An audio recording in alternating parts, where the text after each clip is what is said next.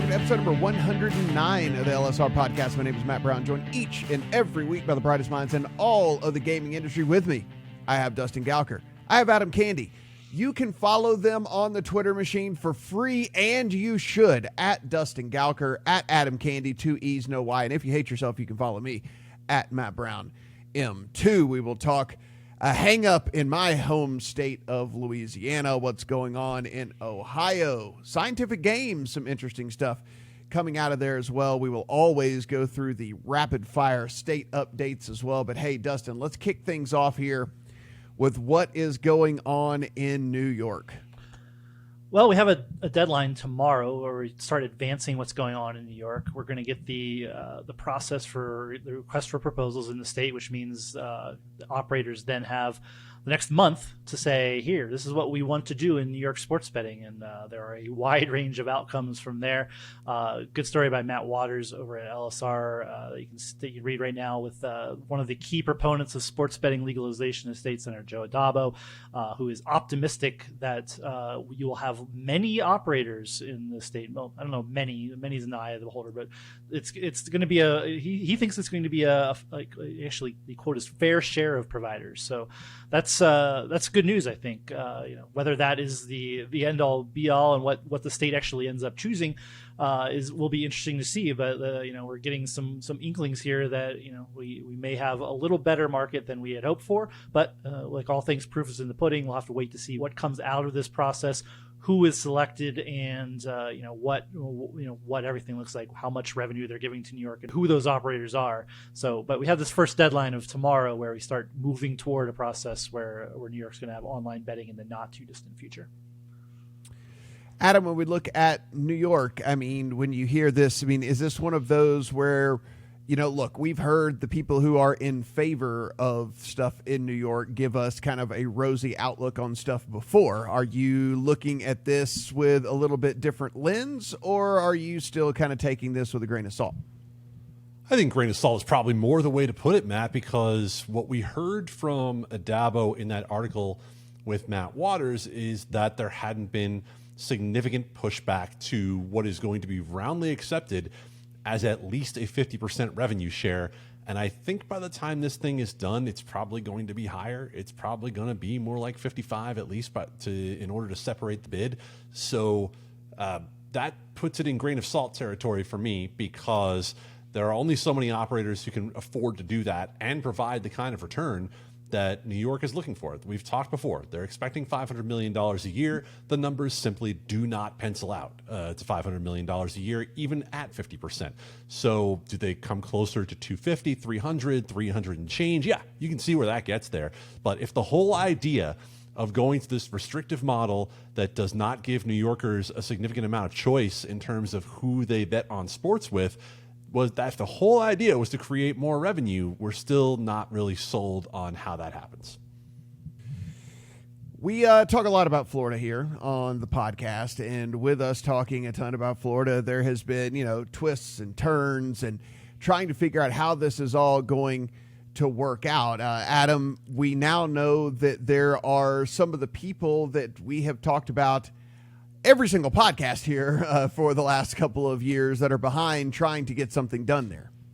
So if I asked the two of you on this podcast and said, hey, after Florida's state legislature ratified the compact between the governor and the Seminole tribe that essentially gave the Seminole tribe a monopoly on sports betting in Florida, and I'd said, guys, who do you think might be behind an effort to open up that market to companies beyond the Seminole tribe and not have to do business for all of them through the Seminole tribe? You would say, well, Adam, DraftKings and FanDuel would be the most likely ones to be behind that. And as much as we speculated that would be the case for this ballot measure that they are circulating right now to get on the 2022 ballot for voters to approve a certain type of sports betting expansion, now we know for sure.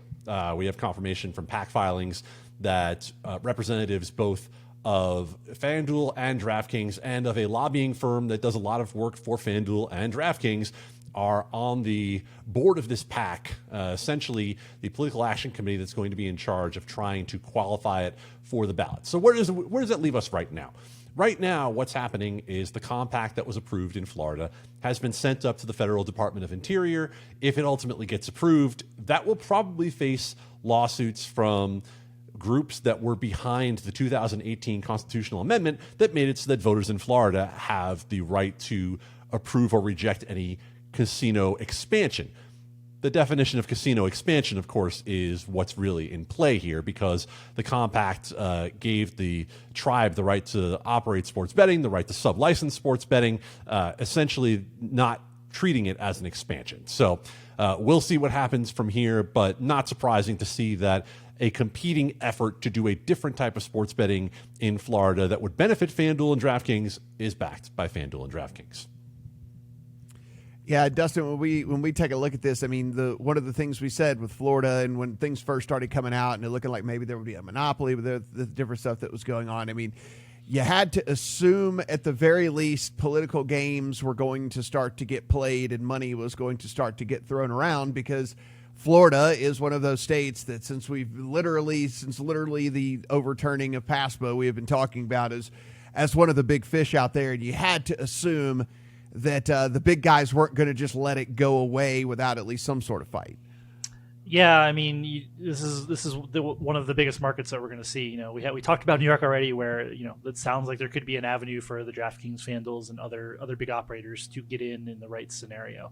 But yeah, this one's different. The interesting part of this, and we talked about this on the fly last week, right as this news was happening, and I'd be curious to know if Adam knows any more or has any thoughts on this too. Is that this the dynamic allowed for the Seminole tribe to waive its exclusivity to have other operators come in, as provided that they give them whatever, I think it was 40% of revenue in Florida to for that access or whatever they negotiate. And DraftKings and FanDuel were two obvious candidates for that. Does this effort basically kill that idea? Are they going to be? Will they play nice?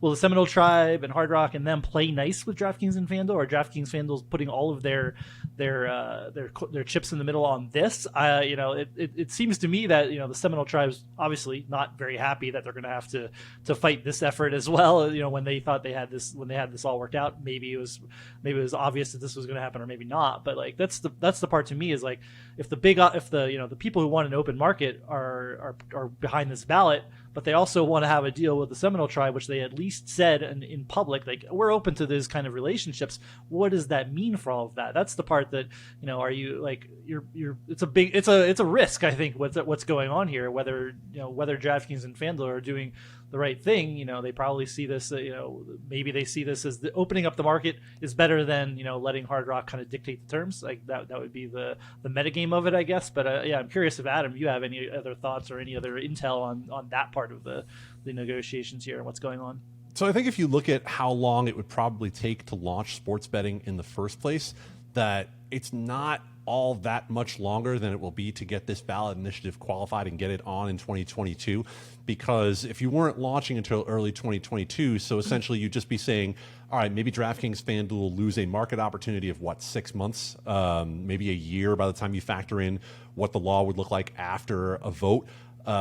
And was it that exciting an opportunity to get in at not only 40% revenue share? And don't get me wrong, we're just talking about New York and 50+% revenue share in New York. But the one thing that we've never been able to get our heads around is that if these companies have to license through the Seminole tribe, how much of their information are they giving up to the tribe? How are they having to give up their database?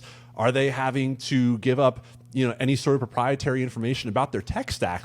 There's a lot here that's unclear that I would think would be highly unappealing to a FanDuel or a DraftKings to have to open up their business to the Seminole tribe, to Hard Rock, to a competing brand that is going to be a competing brand in other states. It's not like Hard Rock is stopping in Florida. There's a lot here that, to me, if I'm FanDuel or DraftKings, I'm probably willing to roll those dice about what it looks like if I maybe, I'm not going to say sever the relationship, but harm the relationship, because in the end, let's say the ballot initiative fails and they have to come back and do a deal with Hard Rock. Well, what's Hard Rock going to do? They're just going to turn the screws on them a little bit and drive a better deal than they would have in the first place, right? So in the end, I think it's probably a worthwhile risk for FanDuel, DraftKings, and anybody else who wants to get behind it if they're uncomfortable with the terms of doing business with the tribe. Speaking of what is going to happen with opening things up and maybe getting some stuff going with back ends and tech providers and stacks and things like that, in comes the news that Scientific Games, who is a major player in the United States, is going to focus more on their core business here, Dustin, and what that does to the sports betting industry as a whole is, one, well, I guess we don't know quite yet, but two, no matter what happens is going to be very interesting. It is a pretty interesting domino to fall here. Yeah, this is an interesting one to come down, not one I had heard before. So it's Scientific Games, which is in the maybe not everybody who follows all this casually would be aware, but is very involved with everything, with a lot of aspects of the gaming industry, especially lottery. It's investing its lottery business and its sports betting businesses in separate transactions. And the sports betting part, obviously, what we're focusing on here, but they work with multiple operators. They're part of the tech stack that FanDuel uses. They're WinBet, which is relatively new operators we've talked about on this podcast. Gold Nugget, which is part of that as well. Has spun off into a publicly traded organization for online sports betting and online casino. So it's interesting because it instantly then becomes an acquisition target. I think you're looking at whether other operators that don't own their own tech, or somebody who's not an operator like a data supplier, or just somebody else who wants this. We've seen people valuing this technology, right? We've seen the SB Tech deal with DraftKings. We've seen Bally's acquire their own tech stack as well. So it's interesting, and it's going to be I think this probably said a lot of reverberations throughout the industry, and like people are now doing what does this mean, and should we be looking at SciGames sports betting business as something we can add on to our business? So Adam, when we take a look at this, I mean, one of the things that we talked about that didn't actually follow through was MGM was trying to bring all of the stuff in-house when they put in a bid to buy out, which is what is now Entain. But that didn't work out. The bid apparently wasn't big enough. I could only assume you could get Scientific Games for a fraction of that. Now, I understand there'd be some stuff that needed to be worked out, and breaking of contracts and all that, I assume, or at least letting contracts expire and all of that. But, whenever we talk about potential suitors for something like this, we at least know that MGM has had interest in the past in owning their own tech. They have, and I think we saw very clearly that Entain made a smart decision to reject that initial MGM bid, because they're probably, if they want to come back to this later, going to get significantly more than they would have initially. You're right, it'll be a fraction, talking about just spinning off the sports betting part of the SciGames business, which is obviously a much, much larger casino, slot, etc. company. But in the end, we're still talking about a back-end provider here, and a back-end provider that might not be an entire solution for someone. That said, I think this is probably a smart time to do it, because just look at the multiples that are out there on companies that we did not think were going to sell for nearly what they've sold for. And if you have something that is at some level proven, that some companies are already tied into and probably would like to be able to maintain as much of a continuity within their stack as they have, then then this would probably be the time for SciGames to do this.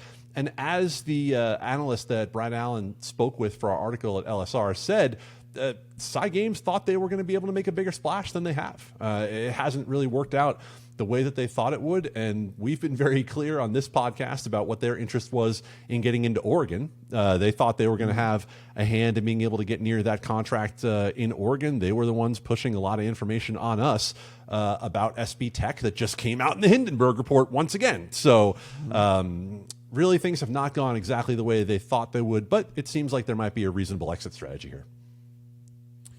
Dustin, when we do take a look at this, I mean, there are players, a couple of companies that do use Scientific Games right now. Wynn is obviously a major company that uses it. Betfred, if you're familiar with gaming in general, you understand Betfred, but a brand that is going to be getting going over here a little bit more or something. I just mentioned MGM.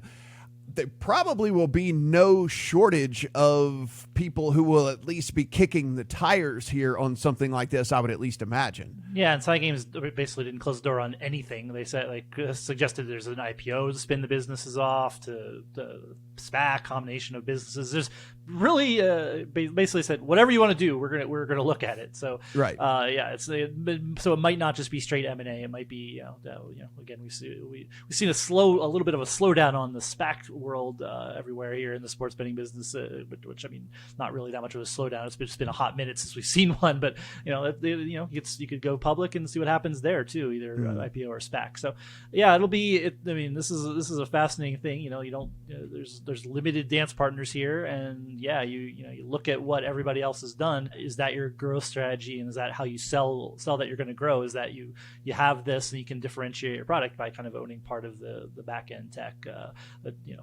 It'll be interesting to see, and something's going to happen. This will be an attractive thing, whether it's whether it goes public or somebody acquires it or merges with the side game business, the sports betting business.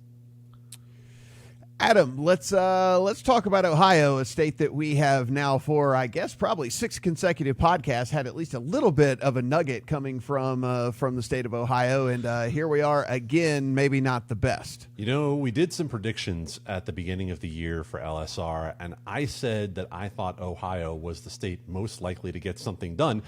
And while they were busy holding 15, no, I'm not making the number up or using hyperbole, 15 hearings on sports betting this year, they got it through the Senate and then couldn't get it through the House before summer recess. And so the House essentially took what the Senate had passed in late June and said, cool, but we're not in a rush on this. We'll get back to it. And we'll get back to it in the fall once we're back in session. Now, mind you, we already talked about the fact that within this bill, sports betting was not going to start in Ohio until April of 2022 at the earliest. Well, you can go ahead and add a few months to that because now it's probably going to have to be pushed back again on the assumption that you do pass it through the House and on the assumption that you pass it through the House unchanged, which is certainly not a guarantee. There were some last-minute amendments thrown into another bill to try to facilitate sports betting here over the last couple of days. Those are rejected by the House. And so essentially, this market that should be one of the most lucrative markets that held all of these hearings to try to get stakeholder input and seemed to have crafted one of those let's try to make everybody happy bills and came as close as anybody has to getting it, I'm not going to say right, but right-er. Yeah, well, we're going to be waiting again. So speaking of waiting, what a perfect segue here to you, Dustin. Louisiana, a state that, listen, I have already forwarded this article to some buddies of mine, and I can't read the responses because they are, not suitable for podcast responses coming here. What's the latest out of Louisiana? Gong Show. I don't know. It's not great. So you kind of need people in charge of gaming to roll out new forms of gaming, right? So they don't have a gaming control board chair in the old Louisiana. So until they do that, they can't have rules for sports betting. So we're we're in hiatus now until we do that. They said they're going to work on this, or they're going to be working to fill that pretty quickly. But until you have it, you can't.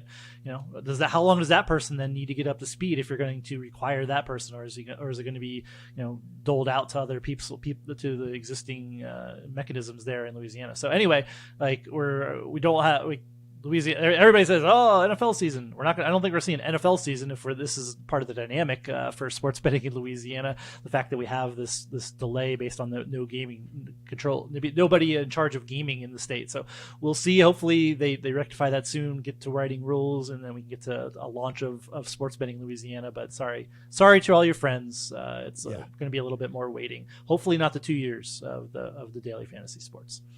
Yes, I have at least a half a dozen NSFP responses to this, so that I can't put those out there. Adam, we know how this goes. It will be the next thing we hear will be by Super Bowl, and then the next thing we hear will be by March Madness, and we know how this goes. It's just you pick the arbitrary big thing. So it was football season in general, and then it'll be no, by Super Bowl, and then it'll be no, by March Madness. We know how these things get delayed. Well, I think in Louisiana it would be perfect if we said it'll be ready by Mardi Gras. And you know what? There you go. And that is absolutely. See, Adam, look at that. You know what? I'm surprised you didn't craft some sort of headline for that had some sort of tie-in to something like that. All right, take us home with the quick updates here. I'll make it as quick as possible. We are putting out a call to any experts in Maine law to get in touch with us anytime you like, because we thought we knew what was going on in Maine. We thought the bill that had passed the House and the Senate was going to the governor, but apparently the bill needs to be considered a second time in these chambers. And so we're still watching what's happening in Maine. We don't have any indication that Governor Mills is any more inclined to sign it this time than she did last time. However, the fact that there is a tethering requirement to casinos does take some opposition out of the way of getting things done in Maine. If it passed once, probably should pass twice. But again, this is the same state where the governor penned a veto response in which she cited potential betting on spelling bees as a reason for not having betting. So, we'll wait and see when it comes to Maine. We saw the first responses to the rules published in Arizona. Look, they continue to be on a steady pace down there in Arizona. Not a whole lot of revolutionary comments when it came to that. One person said they thought DraftKings should launch before September 9th, which is the expected launch date. Cool, good for you. And then another person basically told everybody that they're going to hell for having sports betting. So, whatever. We're still on track in Arizona. To a little side note there, just because I've been catching, as I'm leaving a studio at night, I catch the NBA conference finals games, and it's been the West Coast feed, and so I've been getting the Phoenix Suns broadcast where they have boldly been advertising their partnership with FanDuel Sportsbook throughout the broadcasts and stuff, and encouraging people to sign up for free-to-play DFS contests now. So that so that has all the wheels are definitely in motion. That's without sure. question. And here's a little piece of breaking news that we'll be putting up on the site in just a few minutes here. The Phoenix Mercury now have a deal with Bally's, and so they are, according to this press release, the first women's professional sports team to have a sports betting deal. But it appears that Bally's will launch via the Mercury in Arizona. So add another team down there to the Arizona ranks, where we already had FanDuel and the Suns. We already had Caesars and the Diamondbacks. We already had DraftKings and the PGA Tour at the Phoenix Open. So yes, things are certainly moving right along in Arizona.